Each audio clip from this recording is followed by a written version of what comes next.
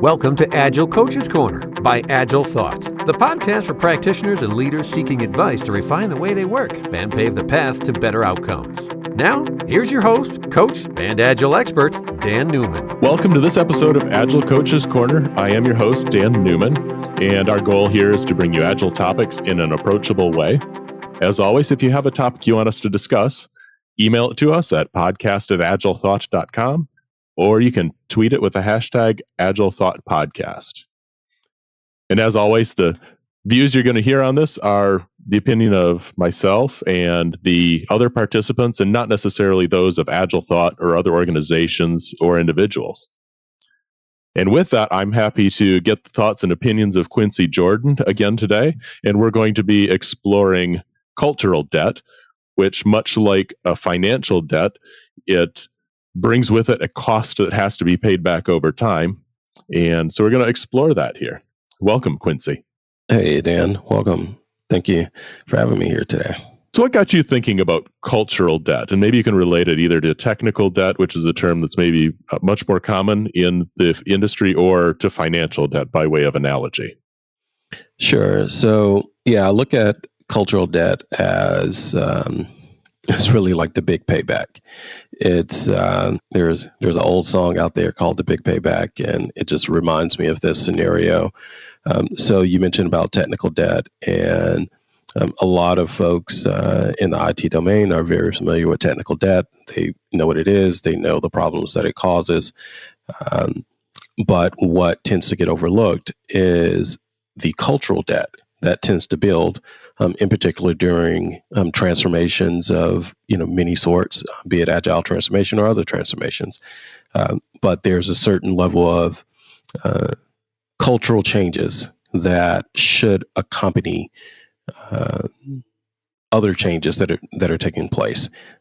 Be it there's a rollout of a new application, there's a rollout of a new process.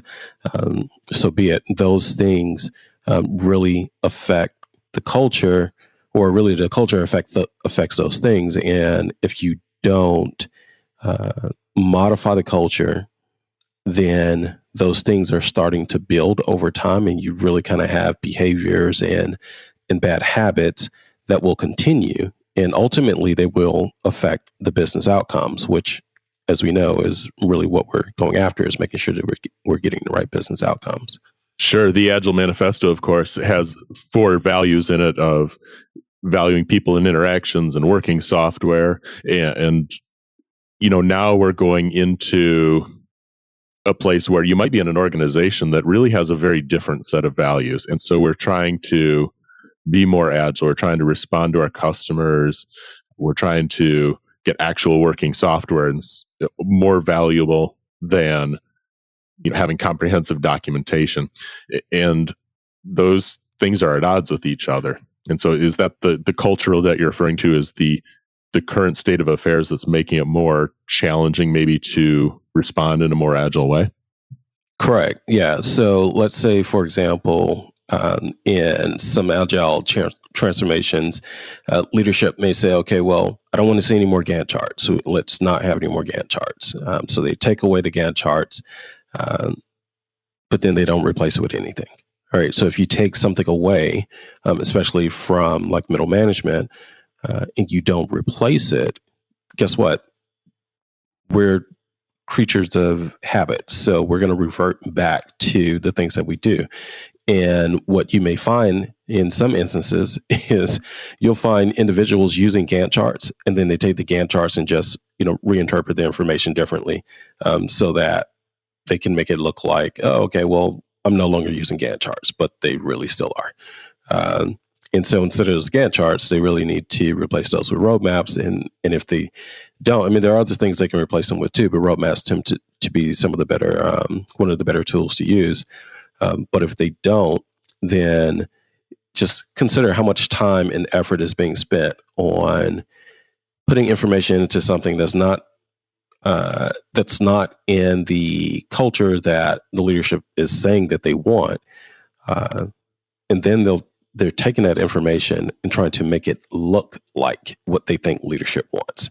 So it's like a complete facade and just a total waste of time, and a lot of energy being spent on something that really could be better spent a different way. What you alluded to there, it brought to mind that it really depends kind of where the transformation's coming from, whether it's a grassroots bottom up, where often I see teams that will, maybe they've moved to a physical board with Post-it notes and they're using Scrum and they have all that nice analog activity, and then they maybe create the Gantt chart because that's what leadership expects. Or the alternative on those top-down transformations where leadership is asking for maybe a different artifact or a different insight. And down at the team level, there's the refactoring or the mashing up of other types of visualizations or data to only put it in the form those leadership folks want. And I guess I can see it coming from either way. Most often, I see it at the team level starting to change, and leadership still expects, high confidence, Gantt chart style or plans that don't change looking forward. Sure. And so it's interesting that you mention it that way because so I find it on both ends. And what I mean by that is on the side of leadership, sometimes there's a culture of there's a hippo culture. All right. So, the highest paid person in the room. And when decisions are being made, everyone is being asked, but everyone's really kind of looking towards this person over here that they kind of feel like ultimately whatever they say, that's what we're going to end up doing. And so that's a cultural change that's needed to happen at the leadership level, but it also needs to happen at the team level, because if the team is going to start having autonomy, all right, then the team also has to become used to, we can't rely on receiving direction from this individual. We need to make decisions based on priorities that have been set, for business reasons, but they need to get out of that habit, out of that culture of looking to leadership to tell them what to do. And if they don't, that's one of the things, another one of those, cultural debts that just kind of builds up over time, and they're not acting in an autonomous way. They're not making decisions as they should as a team. They're really stalling in between meetings with leadership to figure out, okay, well, we're really just going to kind of wait until we meet with them again for them to tell us what we need to do. And that, by itself is a problem.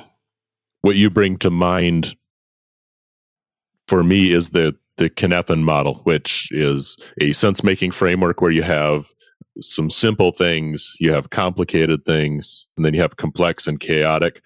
And this change is one of those things that falls into the complex domain, and you've got changes on both sides. You can't simply come in with, here's the path we're going to take to, quote, become agile or start doing agile, and kind of go straight through it in a traditional plan-driven approach. So we're really looking at changes on both sides. The leadership team, like you were alluding to, making fewer decisions or trying to empower the teams, and then the teams also taking some of that risk to start being more self-directed and aligning with a vision instead of waiting for those plans. So yeah, definitely changes at multiple levels then when you're talking about coaching. Correct. Yep. Yeah. And the longer that continues, the harder it is to make that change, just like any other, debt that builds up. The longer you wait, the more the teams continue to be accustomed to that, the more the leadership is accustomed to that, the more documentation is now being centered around that. There are just many things that continue and become worse, and the worse it becomes, the harder it is to change it. You'd alluded to some of the roadmaps versus Gantt charts. So Gantt chart, a highly specific, kind of segmented way of looking at the future. Roadmaps with less determinism to them, but you still have a sense for how things are going. You talked about the hippo culture, the highest paid person's opinion driving things versus setting a vision and having teams align with that. What other types of change do you see at the leadership level that really help to address cultural debt? So one of the things that is a huge one, and it's huge in every agile transformation, every agile ecosystem that has reached the leadership level, and that's budgeting, funding. Like, how are we going to fund investments? And most companies are used to an annual budget because they have quarterly reports that, if they are a publicly traded company, they have public quarterly reports that they have to get out to shareholders, and annual reports, and so forth. And as we know, that becomes a big challenge in an agile ecosystem. So making that shift from annual budgets to iterative investments becomes a big thing. And so if they don't make that shift, they're just like the rest of it, they're pushing that back and piling on top of it and piling on top of it. And then they start, really becoming frustrated with, okay, this agile stuff it kind of works, but the finances aren't really working out, quite right. And they don't know how to view it. But yeah, that's another area. There are some other areas that we'll probably talk about as well, but that's a really huge one for leadership. Yeah, the phrase "follow the money." So leadership may have compensation set up in a very particular way to hit certain milestones. The way projects are funded is set up in a fairly deterministic way. If you're a publicly traded company, that gets into some very interesting dynamics with quarterly reporting. And in fact, for folks who've been listening to several of the podcasts where we ask what people are reading at the end, the book Age of Agile keeps coming up, and really the tension that's set up between quarterly annual reporting and the behavior or misbehavior that can create within companies to hit certain targets is really a challenge for moving towards a more responsive, more agile, more adaptive way of working as a company and as a culture. So some really challenging problems there. Yeah, it really is. It's well, that may be a podcast for another time, but it's it definitely affects a lot of things. It's a whole mindset. It's a whole psyche around. It's an entire psyche around, viewing things differently, really putting value where value should be, and not doing things just for the sake of hitting certain milestones that, quite frankly, are generally just some made up stuff that a lot of people come up with and saying, these are the dates, and, these are the things that are important, and what are they based on? They're not really based on much of anything, just something someone said. I like the framework that Bjarte Bogsnes was his name, with Statoil over in the Netherlands, I believe. Don't quote me on that. But it was really looking at moving beyond some of the traditional approaches to budgeting. So one of the simple things that really resonated with me from a budgeting and a finance standpoint is you have your budget. How much money can you spend? Let's just say it's $1 million. You have your forecast of where you're going to come in. Maybe you're trending towards it costing $800,000 or $1.2 million, but that's your actual forecast. And then you have a target for where you're coming in. So ideally, you might have something like a budget of $1 million, a target of $900,000, and then you're trending either a little bit above or below that target, but not exceeding your budget. And you can make much richer decisions if you separate those three numbers. And his framework, or the framework that he was socializing, that he implemented in Statoil, was beyond budgeting and really helping big companies address some of these really tricky financial problems that are inherent in just the way they're set up. Publicly traded, large companies, rigorous budget processes. And I really thought that was a pretty valuable insight. Yeah, and there's a whole culture around that. That if that's the culture in that particular organization, and again, the longer they allow the culture to dictate those finances being viewed that way and have that perspective, really the worse it's going to get, and it goes, again, just back to it's that big payback. Have a topic you want us to tackle? Send an email to podcast@agilethought.com or tweet it with the hashtag AgileThoughtPodcast. So with the big payback, we talked about kind of the forecasting, the budgeting, decision making.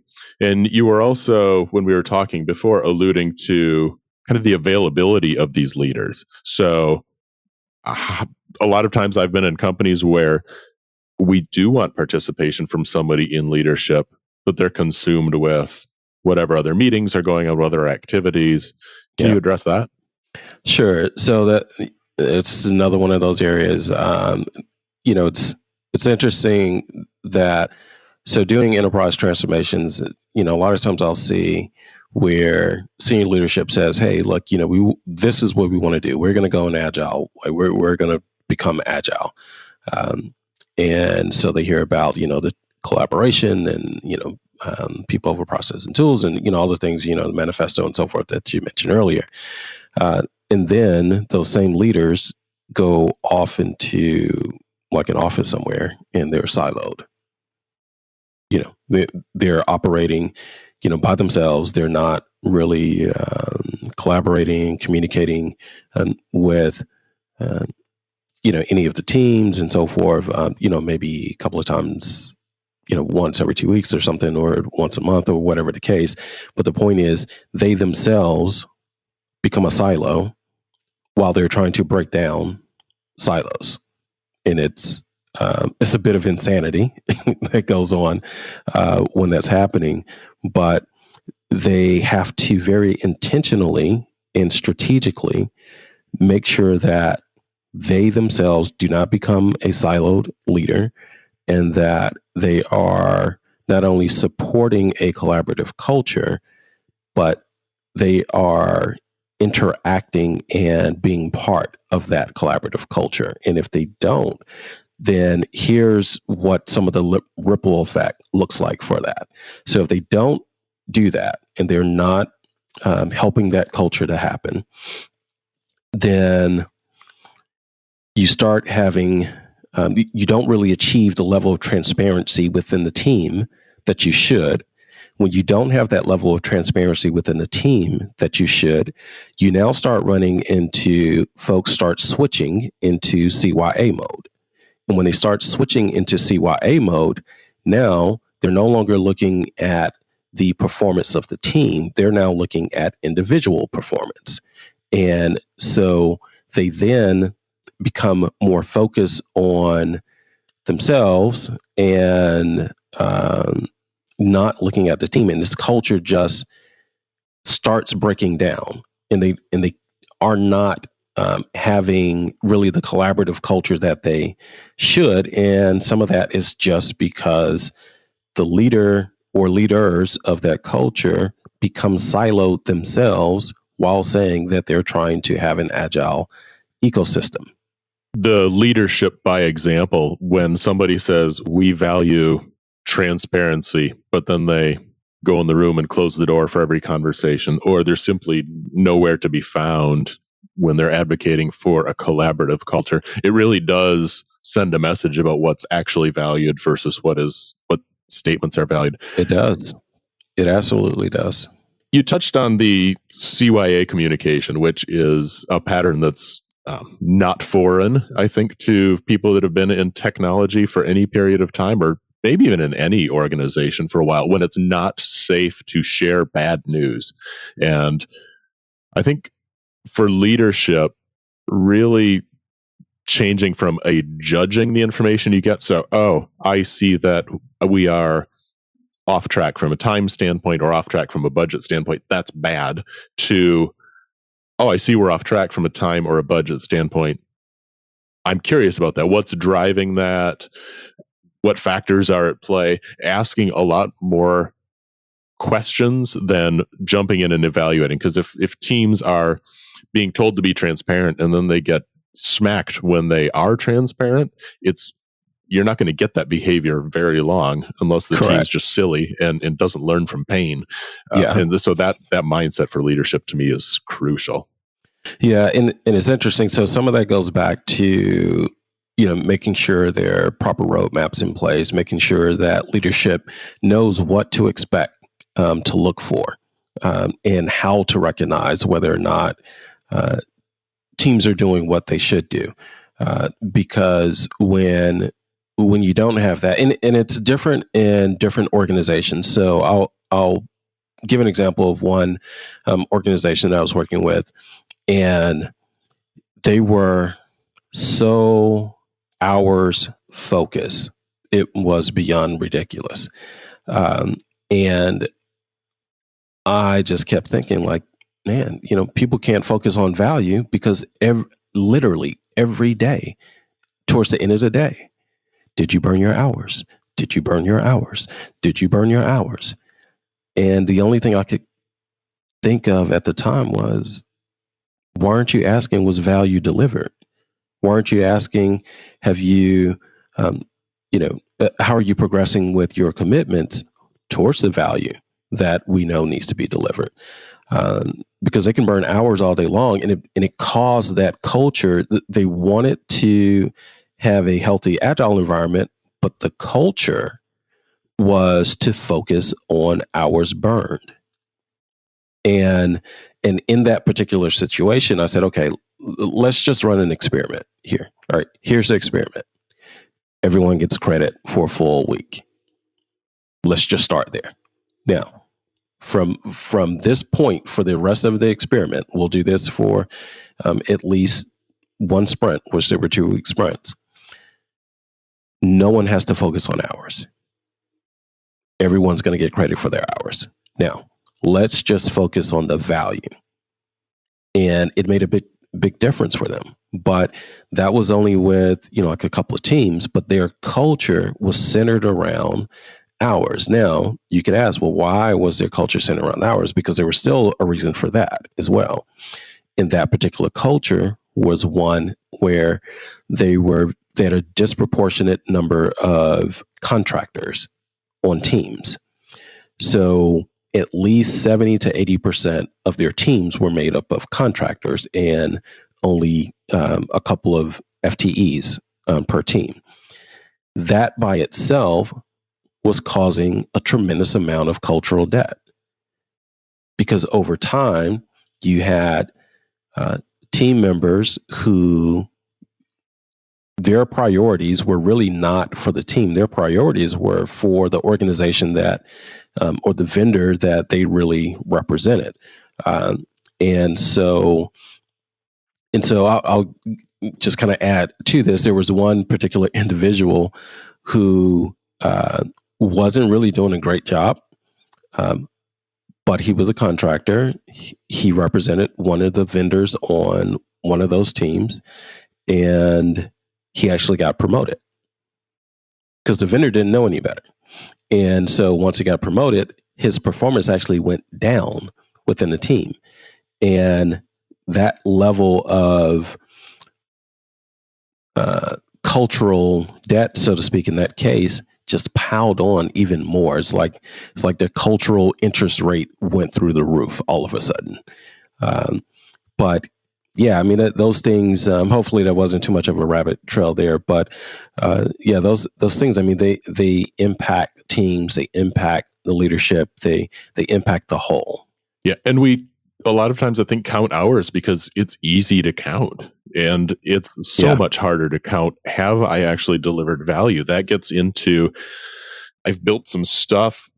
Am I able to release it to production? Which we've got a couple episodes that we've recorded on DevOps. So really putting in place the infrastructure, the mechanics, the mindset to be able to release software frequently. And until we can substitute something else for hours, we can get stuck with the dysfunctions that come with hours counting. It's really easy. We can look at how many hours a developer works and we can add those up. If we are contracting for outside talent, the folks in the purchasing department, they know how to look at a contract, see how many hours are in there. They can see the total cost. So they can pretty quickly calculate a dollars per hour average as if they were purchasing fungible widgets, things that can easily be replaced. And they can also then put in place traditional milestones, different types of metrics that are going to drive potentially very non-agile or very undesirable behaviors as we try to collaborate and deliver value. So it's very much a systems view of how all these different parts work together. And then HR factors start to come in with team versus individual review. So yeah, let's shift from, we've talked leadership and we've talked about teams, but these things are all happening within this bigger bubble of the organization. Absolutely. Yeah. So you mentioned about HR. And so, many of us have seen this at this point. At one time, Scrum Master, for example, it was only a role. There were no organizations that hired Scrum Masters. You hired developers, or in some cases, even project managers, and then they ended up playing the Scrum Master role. Now, there are some organizations that have made that shift, and I don't necessarily think this is a bad thing. I know, there are those out there that would disagree with it, but I don't really think it's, really a bad thing to have something like the Scrum Master as a position, per se.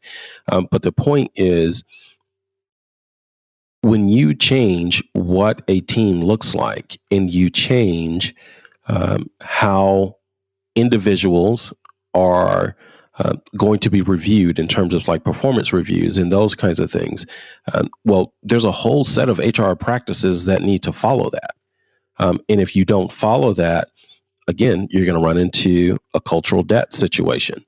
So then, you're running into a situation where maybe folks aren't being as transparent as they should be with their teammates because of how performance reviews are being done. And quite frankly, if you have a Scrum team and if the team succeeds as a team and they fail as a team, I don't know, why are you having individual performance reviews for that team? Because if the team is going to be judged on the team's success or failure, then that probably, should follow that.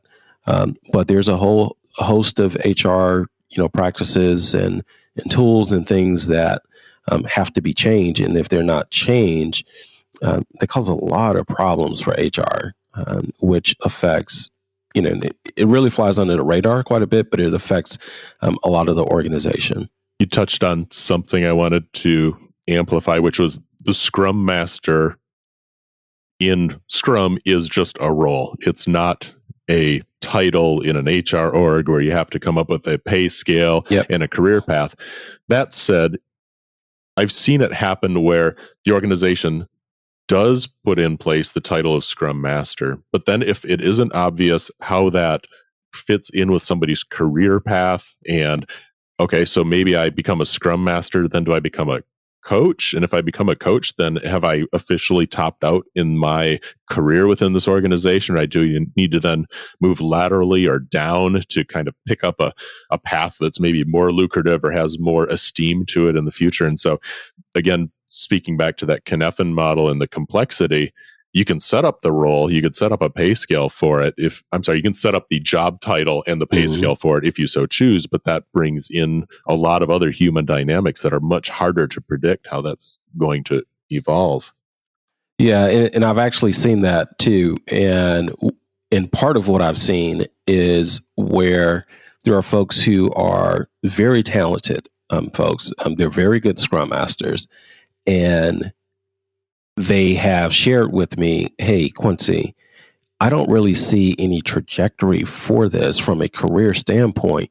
So I really want to get out of this position because I don't see where I can go from here. They're really good at it and they enjoy it. But, just like anyone else, they would like to see that there is some career path and where that could lead them to be. And I think at the point where the Agile journey is in terms of from a historical standpoint, in a more all-encompassing standpoint, at least in the U.S. and in general, I really don't think anyone's quite figured that part out yet. I think it's still evolving, at this time because the agile journey for so many organizations is, it's along the way. It's not towards the end. It's not necessarily even towards the middle, but it's not at the beginning either.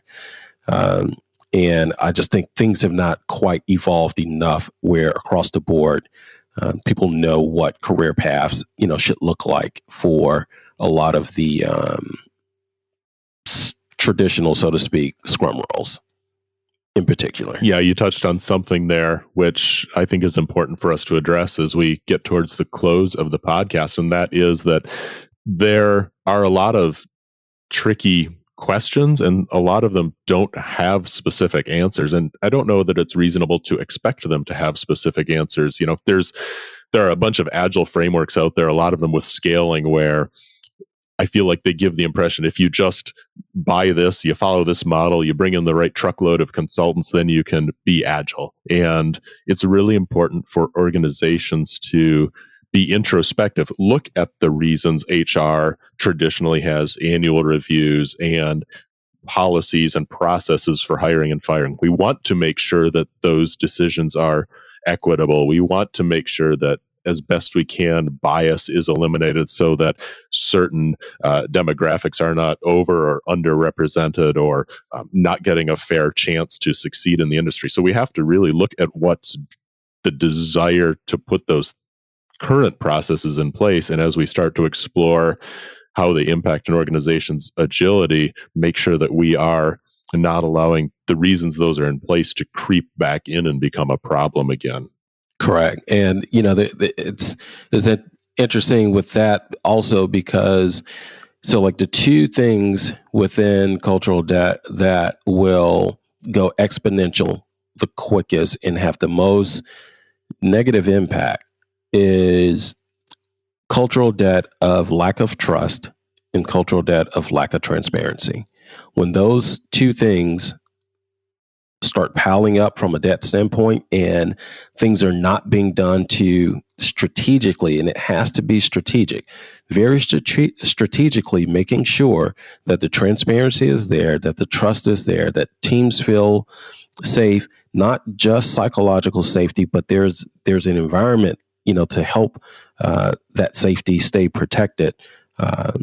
When you don't have those things, that cultural debt is just going to build and build and build and become such a severe problem that it's very difficult to unravel, down the line.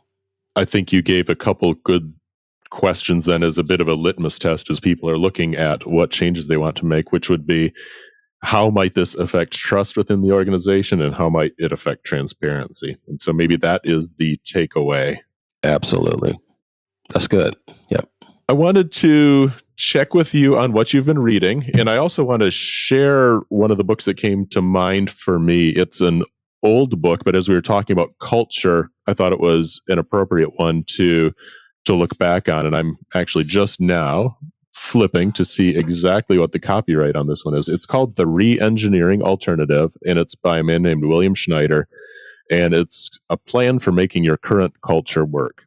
And it's a 1994 book. So I guess at this point, it sounds fairly dated, but it really breaks cultures down into a quadrant of sorts with one type is collaboration, control is another, then there's competence and cultivation.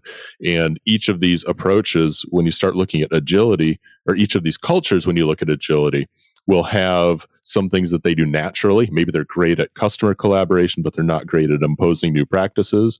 Or if you're control, we can make you do new practices all day. You think military, it's control. Team empowerment might be harder. And so it's an interesting book if people can find a physical copy of it. It's not out on ebook. But you really look at what the culture is, and then that can help inform your strategy for making that culture work for you as you pursue agility in each of those four approaches. So that's one that came to mind for me. It's a book I'll need to reread and reference again. Oh, yeah, that's nice. I haven't actually read that one yet, but I'll have to make sure I get a hold of that and take a look at it. I've still been looking at The Age of Agile. It's it's been a very impressionable, book, for me. It's I don't know if I'll just say it's eye-opening, but it's a lot of validating and confirming for me. And it's always good, to see, others that are, highly regarded or, whatever, and in a particular space that shares certain views that you may share. So the Age of Agile has been really good. One of the specific areas in there that has stood out to me as well is, autonomy and alignment, and, that those two, particular things working together and being so important between the team level and leadership and so forth, and even within both, really to a degree. But those things, have been really important. And that particular book, I've been taking a look at lately. Yeah, I think you used the phrase validating for the Age of Agile. For me, that has also been the case. Stephen Denning does a really nice job of weaving the narrative together. And for Agilists or people who maybe think they might be crazy and for having these thoughts and wondering where things are going and seeing the tensions in company, you start reading Stephen's book, The Age of Agile, and go, oh, nope, not crazy. It's actually a thing. And he does a great job of making it really clear. So I've enjoyed the parts of that I've read too. I haven't quite finished it yet, but that's on my list. Well, I do want to thank you, Quincy, again for joining us. Absolutely. And we'll look forward to talking again in the future. All righty. Thanks for having me.